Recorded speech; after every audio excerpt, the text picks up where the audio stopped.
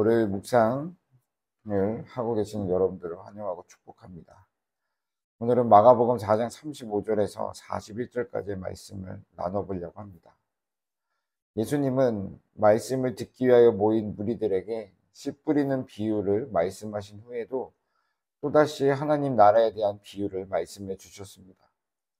예수님은 하나님의 나라는 사람이 땅에 씨를 뿌린과 같다고 말씀하셨습니다. 밭에 뿌려지는 씨는 밤낮 자고 깨고 하는 동안 싹이 나서 자라고 후에는 열매를 가져오지만 농부는 그 씨가 어떻게 싹이 나서 자랐는지 그리고 어떻게 열매를 가져오는지에 대하여 알지 못합니다.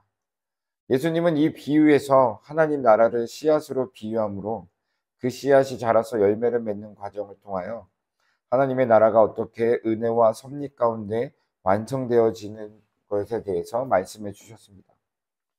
이처럼 예수님은 유대인들에게 잘 알려진 비유를 통하여 제자들에게 하나님 나라의 속성을 가르쳐 주셨습니다. 그리고 예수님은 날이 저물어 가르치는 일을 마치시고 제자들과 함께 배를 타고 갈릴리 호수를 건너가셨습니다. 배가 육지에서 점점 멀어져가 호수 가운데 왔을 때 갑자기 호수에 돌풍이 불어와 위험에 처하게 되었습니다. 제자들은 어부였기 때문에 호수에 익숙한 자들이었지만 그럼에도 불구하고 이 돌풍에 대하여 대처할 방법이 없을 정도로 강한 돌풍이 불어왔던 것입니다. 너무나도 다급한 제자들은 곤히 주무시고 계시는 예수님을 다급하게 깨우기 시작합니다.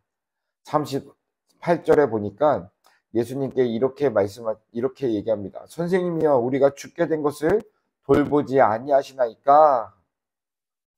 제자들의 다급한 소리에 일어나셔서 제자들을 향하여 제자들의 마음을 안정시켜 주시는 것이 아니라 다짜고짜 바람과 바다를 꾸짖으시면서 잠잠하라고 명하셨습니다. 예수님의 선포에 어린아이가 울음을 뚝 그치듯 바람과 바다가 즉시 잠잠해 버렸습니다. 제자들은 바람과 바다가 잠잠해진 것에 대해 안도의 한숨을 내쉬고 있을 때 예수님은 제자들을 향해서 도리어 믿음 없음에 대하여 꾸짖으셨습니다. 제자들은 당황했을지도 모르겠습니다. 짧은 시간들이지만 예수님과 함께 하면서 예수님의 행하신 일들을 조금이나마 그들이 생각을 했다라면 지금처럼 믿음 없는 행동을 하지 않았을 것이라는 것이 예수님의 생각이었기 때문에 그렇습니다. 그래서 예수님은 믿음이 없음에 제자들을 꾸짖으신 것입니다. 그런데 가만히 이 사건을 보게 되면 인간의 힘으로는 정말로 어쩔 수 없을 것이었습니다. 인간의 힘으로 가능하지 못한 일을 예수님의 능력으로 폭풍을 잠잠하게 하신 것을 마가는 말하고 있는 겁니다. 여기에서 우리는 예수님의 능력에 대해서 알아볼 수 있는데 먼저는 예수님은 인간으로서 불가능한 일을 가능하게 하실 수 있는 분이라는 겁니다. 또 다른 하나는 예수님께서 말씀하실 때 즉시 구원이 이루어진다는 것입니다.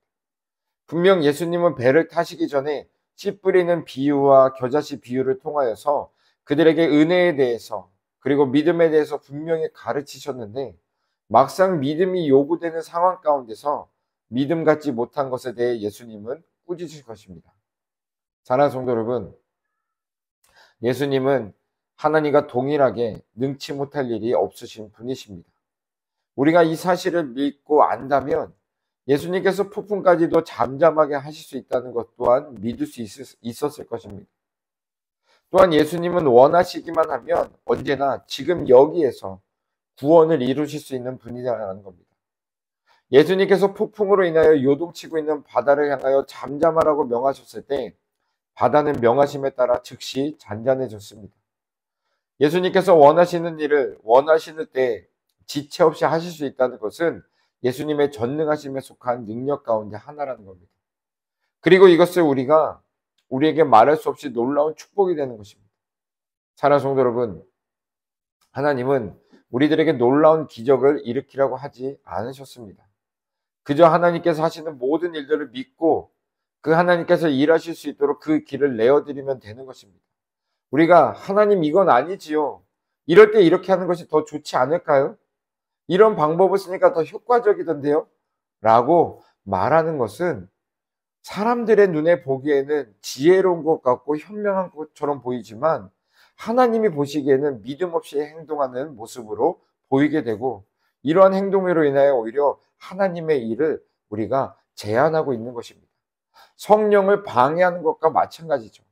즉 성령을 방해하는 것은 그 죄라는 것을 우리가 인식하지 못하고 그렇게 행동하고 있는 겁니다. 교만한 겁니다. 그런데 가만히 보게 되면 우리는 아무것도 할 수 있는 것이 없는 존재들이라는 것입니다. 그런 것을 너무나도 잘 알고 있기 때문에 하나님은 겨자씨만한 믿음만 있어도 된다고 말씀하시는 겁니다. 나를 향한 겨자씨만한 믿음만 있어도 내가 이 산을 옮겨 저리로 옮겨주겠다고 말씀하시는 것입니다. 겨자씨만한 믿음만 있어도 우리가 생각하지 못한 놀라운 일들을 보여주시겠다고 하나님은 말씀하고 있는 겁니다. 사랑하는 성도 여러분, 오늘 우리가 본문을 통해서 묵상할 수 있는 것은 무엇이냐면 우리의 큰 것을 보여드리려고 하는 것이 아니라 나의 능력, 내가 가지고 내가 할 수 있는 것을 보여드리려고 하고 나타내려고 하는 것이 아니라 작은 것이라도 온전한 믿음을 통하여서 그 믿음을 하나님께 보여드릴 수 있는 그런 우리의 모든 삶이 됐으면 좋겠습니다. 하나님은 다른 것을 원하시는 것이 아닙니다. 그 작은 믿음을 통하여서 하나님을 믿고 하나님의 말씀에 순종하고 있다라는 것을, 하나님만 바라보면서 우리에게 주어진 그 믿음의 길을 걸어가고 있다라는 것을 보여주는 것입니다.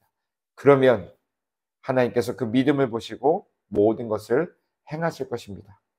이런 은혜를 경험하실 수 있는 저와 여러분들이 되기를 주님의 이름으로 축원합니다.